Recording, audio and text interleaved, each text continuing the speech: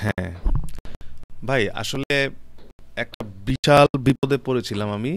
So সেই বিষয়টা সম্পর্কে আপনাকে আপডেট দিতে চাই। সেটা হলো, জি, আমি বলো। তো নর্মালি অ্যাকাউন্ট,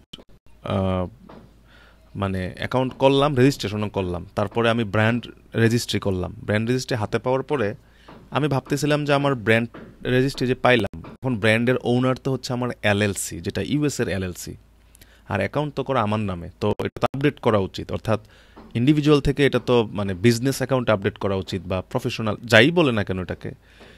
তো এটা করতে যেয়ে আমি একটা মিস্টেক করে ফেলছি। মিস্টেক করার পরে আমার তো হেভি পেইন লাগতেছিল, যেটা কি করলাম, এটার কি সমাধান, সেটা একটু আপনাকে মানে জানাইতে চাই। যেটা হইল, ইউজুয়ালি যদি এরকম হয় যে আপনি, মানে একজন মানুষ যদি অ্যাকাউন্ট করে সেটা ইন্ডিভিজুয়াল অ্যাকাউন্ট হয়, সে যদি এই অ্যাকাউন্ট থেকে তার নতুন এলএলসির ইনফো আপডেট করতে চায়, অর্থাৎ এলএলসি করার পরে এলএলসির সাথে ইন্টিগ্রেট করতে চায় তার অ্যাকাউন্টটাকে, তাহলে তার বেস্ট ওয়ে হচ্ছে অ্যাকাউন্ট সেটিংসে যাওয়া এবং তারপরে ট্যাক্স ইনফো থেকে ওটা ঠিক করা। এই যে ট্যাক্স সেটিংসে, যে আমি আমি দেখাই, ট্যাক্স সেটিংসে যাওয়ার পরে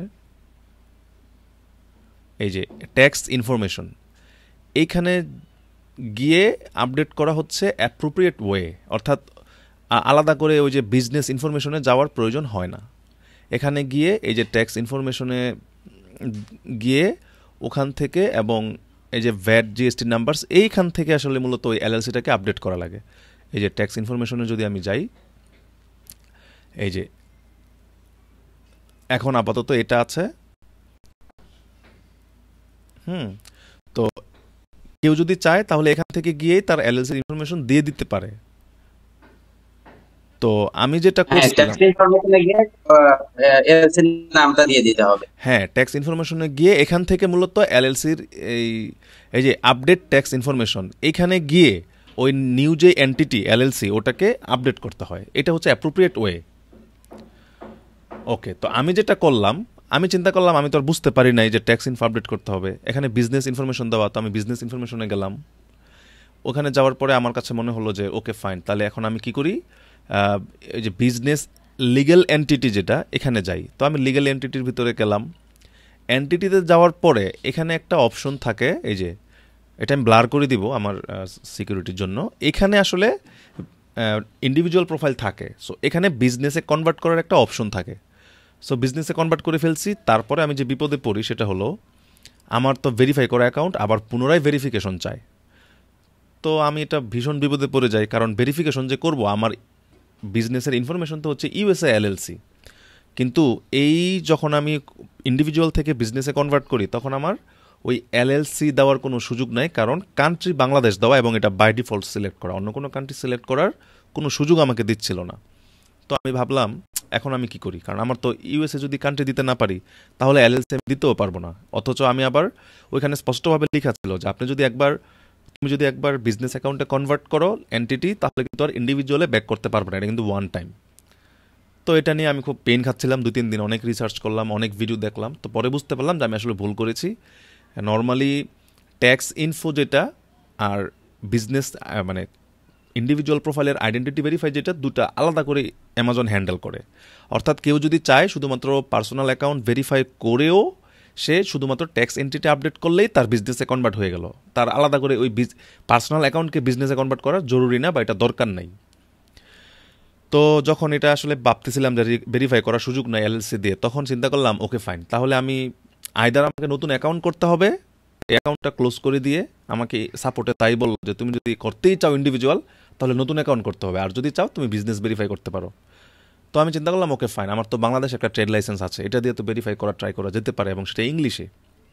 তো আমি কি করলাম, আমি ওই ট্রেড লাইসেন্সটাকে স্ক্যান করে দিয়ে আমার বাংলাদেশের যে রেজিস্টার্ড বিজনেস, যেটা আমার ট্রেড লাইসেন্স, ওই ইনফরমেশন দিয়ে আমি সাবমিট করলাম অনেক চিন্তা ভাবনা করার পরে। এবং আল্লাহর রহমতে মাত্র 3 দিন লাগলো, তারা আমার এই বিজনেস ইনফরমেশন হিসেবে আমার অ্যাকাউন্টটা বিজনেস হিসেবেই তারা এখন ভেরিফাই করে নিয়েছে। এই যে ভেরিফিকেশন কমপ্লিটেড সাকসেসফুলি। তো এটা একটা প্রচুর। আচ্ছা, এখানে হুম। এখানে একটা কথা হলো যে আপনি যে বাংলাদেশ বিজনেস ইনফরমেশনটা দিলেন, এখানে বাংলাদেশের বিজনেসের আপনার নাম কি ছিল? আমার বাংলাদেশের বিজনেসের নাম, আমার ওই যে এলএলসির নামই ছিল হুবহু, শুধু এলএলসি ছিল না। ও, গুড।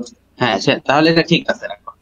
এখন আরেকটা নাম কথা যদি আছে। ম্যাচ না করে তাহলে সাধারণত হয় না। আর ওরা তো বুঝছে যে বাংলাদেশে এলএলসি নাই। হ্যাঁ, হ্যাঁ। তো এই হচ্ছে আর কি ঘটনা। একই নাম হওয়ার কারণে হয়তো আমি একটু ফেভার পাইছি।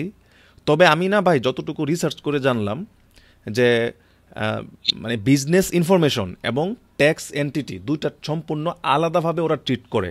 একটা আরেকটার সাথে ম্যাচ না করলেও কোনো প্রবলেম নাই, এটা বেশ কয়েকটা জায়গায় আমি দেখলাম। তো মেবি যদি এমনও হয় যে ট্যাক্স এন্টিটির সাথে অর্থাৎ এলএলসি নামের সাথে বিজনেসের নাম মিলে না, তাও সমস্যা নাই, ওরা শুধু আইডেন্টি ভেরিফাই করবে বিজনেসের অ্যাকাউন্ট মানে বিজনেসের নাম দিয়ে, আর ট্যাক্স এন্টিটিটাকে ওই এলএলসি দিয়ে ভেরিফাই করে নেবে। দুটো আলাদা জিনিস। আচ্ছা, তাহলে এখানে বোঝা গেল যে আহ, এইখানের যে বিজনেস, হ্যাঁ, ধরেন যে আপনার বাংলাদেশে একটা বিজনেস আছে, হ্যাঁ, ওটার যে কোনো নাম হতে পারে, হ্যাঁ, এটা আমার জানা ছিল না। হ্যাঁ, হ্যাঁ, ট্রেড তো লাইসেন্স হলে যে ওটা ওরা কোনো নাম নিয়ে হতে নিবে। পারে। Right, right. ভিন্ন আচ্ছা, হলেও প্রবলেম নাই, এটাই আমি বুঝতে পারলাম। তবে ওরা কি ইনশিওর করছে যে এটা প্রবলেম নাই? কারণ আমি আপনাকে একটা কেস স্টাডি শেয়ার করি, যদিও এর সাথে সম্পর্কিত না। সেটা হচ্ছে যে এই যে আমাদের যে ইউটিলিটি বিল চায়, তো হ্যাঁ। আমার একজন ক্লায়েন্ট কি করছে, ও না বুঝতে পেরে আমাকে বলে নাই, না বলেই সে তার বাসার যে মানে ইউটিলিটি বিলটা আছে, বুঝছেন, হুম। ওইটা হচ্ছে বাসার মালিকের নামে, ওইটা সে সাবমিট করছে ইউটিলিটি বিল হিসেবে। সে ইউটিলিটি বিল চাইছে, সে ওইটা দিয়ে দিছে। তো ওইটা অ্যাকসেপ্ট করছে। অ্যাকসেপ্ট করার পরে সব ঠিকঠাক চলতেছে। 3 থেকে 4 মাস পরে হলো কি, অ্যাকাউন্টে ব্লক। হুম। এটা কি হয়েছে, অ্যাকাউন্ট ব্লক। পরে হেল্পে কথা বলে দেখতেছি, বলতেছে যে তুমি ফ্রড দিছো, তুমি ফ্রড ডকুমেন্ট দিছো, সেই জন্য তোমাকে সেকশন 3 দিয়ে আমার অ্যাকাউন্ট ব্লক করে দিছে। তো ওই সময় কিন্তু অ্যামাজন ঠিকই অ্যাকসেপ্ট করছিল। কিসের জন্য অ্যাকসেপ্ট করছিল? ওইগুলা কিন্তু মানে রোবোটিক ভাবে হয়, মানে প্রথম অবস্থায় রোবোটিক ভাবে ওইটা ভেরিফিকেশন হয়। তো পরবর্তীতে হয়তো বা আমি জানি না, এটা হয়তো হিউম্যান এর কাছে পড়ছে, তখন কিন্তু এটা যখন ম্যাচ করে নাই, তখন কিন্তু সে তাকে ওই যে সেকশন 3 দিয়ে অ্যাকাউন্ট ডিঅ্যাক্টিভ করে দিছে। তো আমি আমি ভাবতেছি যে আপনারটা আবার যেন এরকম না হয়, যে মানে এরকম আরো আরো যাকে বলা হইলো যে আপনি এটা শিওর কিনা যে বাংলাদেশের বিজনেস নামের সাথে ওই বিজনেস নাম মিল না হলে সমস্যা নাই। ও আচ্ছা, কারণ আচ্ছা। এটা এটা ধরেন যে একই সময় আপনার অ্যাকসেপ্ট করে নিল, এটা তো এআই দিয়ে সবকিছু করে, হুম, কিন্তু পরবর্তীতে আবার দেখা যাবে যে প্রবলেম হয়ে গেছে। তো হুম। এই বিষয়টা আসলে খেয়াল রাখা উচিত। তাহলে কি দাঁড়ালো যে আসলে সেফ মানে সেফ অ্যাপ্রোচ হচ্ছে নর্মালি ইন্ডিভিজুয়াল থেকে বিজনেসে কনভার্ট না করা, এটার প্রয়োজন নাই। কিন্তু যদি এরকম হয় যে কেউ আমার মতো মিস্টেক করে করে ফেললো, তারপরে সে চাইলে এলএলসির নামে মিল রেখে একটা ট্রেড লাইসেন্স নিয়ে ইংলিশে সেটা আসলে ভেরিফাই করা সম্ভব। আপাতত এতটুকু আমার মনে হচ্ছে। হ্যাঁ, এটাই সেভ মোড হচ্ছে, শুধু ওই যে আপনার ট্যাক্স ইনফোটা চেঞ্জ করা, এটাই হলো মানে right, best way, right. Save way আর কি। এটা আসলে মানে অনেক বিপদে ছিলাম। আরেকটা জিনিস বলি আপনাকে ভাইয়া, ঠিক কেন আমি অ্যাকাউন্ট আমাকে সাপোর্টে বললো, আমি ফোন ছিলাম, বললো যে তুমি অ্যাকাউন্ট ক্লোজ করে নতুন একটা অ্যাকাউন্ট করো। তো আমি বললাম এটা কোনো প্রবলেম হবে না, কর না প্রবলেম হবে না। কিন্তু আমি একটা জিনিস ভাবলাম মনে মনে যে আচ্ছা ফাইন, এখন না হয় আমি নতুন একটা অ্যাকাউন্ট আমি আসলে করে ফেললাম, এই নতুন মানে কি বলে আরেকটা অ্যাকাউন্ট করে ফেললাম এইটা ক্লোজ করে। কিন্তু এমনও তো হইতে পারতো আপনার মতো যে আপনি আসলে এখনও স্টিল আপনার অ্যাকাউন্ট দিয়ে বিজনেস করতেছেন, প্রফিট হচ্ছে, সেল হচ্ছে, কিন্তু আপনি আমার মতো একটা মিস্টেক করে ফেললেন না বুঝে।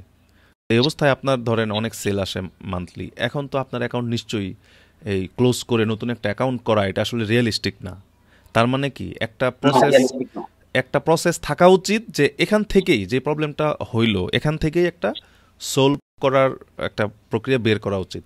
তখন আমি ভাবলাম ওকে ফাইন, আমার যেহেতু ট্রেড লাইসেন্স আছে তো আমি ট্রেড লাইসেন্স সাবমিট করে ভেরিফাই করে দিই যা হবে। তো এখন দেখলাম যে ওকে। আচ্ছা, আরেকটা বিষয় হলো যে প্রত্যেকটা অ্যামাজনে প্রত্যেকটা স্টেপ যদি না বোঝা যায়, কোনো কিছু না বোঝা যায়, সরাসরি হচ্ছে আপনার অ্যামাজনের সাথে কথা বলা।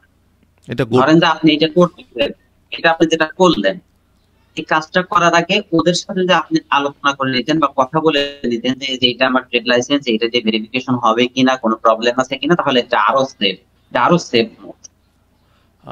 হ্যাঁ হ্যাঁ ভাইয়া, এটা একটা ভালো মানে সাজেশন দিলেন, এটা একটা ভালো প্রসেস, তাহলে আরো কনফার্ম হওয়া যায়। হ্যাঁ, সোজা কথা হচ্ছে ওরা যেভাবে বলবে সেভাবে করলে মানে বেস্ট ওয়ে। বা বুঝতে পারলাম। নামের পার্থক্য আছে, বা আমি বিজনেস ওনার, আমার বিজনেসের আলাদা নাম কিন্তু ওনার একই জন, তো এটা আমি দিতে চাই, হবে কিনা, সরাসরি ওদের সাথে আলোচনা করে নেওয়া হচ্ছে সবচাইতে মানে সঠিক ওয়ে আর কি। রাইট, তবে আমি বলবো বাংলাদেশ থেকে যারা আমার মতো আসলে ইউএস এর এলএলসি নিয়ে এনটিটি নিয়ে ব্র্যান্ড রেজিস্ট্রি করে বিজনেস করবেন, আপনারা ওই পার্সোনাল অ্যাকাউন্ট থেকে বিজনেসে মানে এখান থেকে এনটিটি চেঞ্জ করার দরকার নাই, অনলি ট্যাক্স ইনফো থেকে আপনার এনটিটি চেঞ্জ করলেই মোর দ্যান এনাফ। ওটাই আসলে অ্যাকচুয়াল প্রসেস। সব জায়গায় এটাই আমি দেখলাম ইউটিউব ভিডিওতে, বা অনেকে এটাই সাজেস্ট করলো। সো আশা করছি আমাদের এই ভিডিওটা যারা যারা অ্যাকাউন্ট নতুন করবেন বা নতুন বিজনেস করেন ব্র্যান্ড রেজিস্ট্রি নিয়ে, তাদের জন্য যথেষ্ট হেল্পফুল হবে। একটা বিশাল মিস্টেক করে ফেললাম এবং ভালো পেইন নিলাম, আশা করছি এই পেইনটা অন্য কারো আর নিতে হবে না, এই আর কি। সেটাই।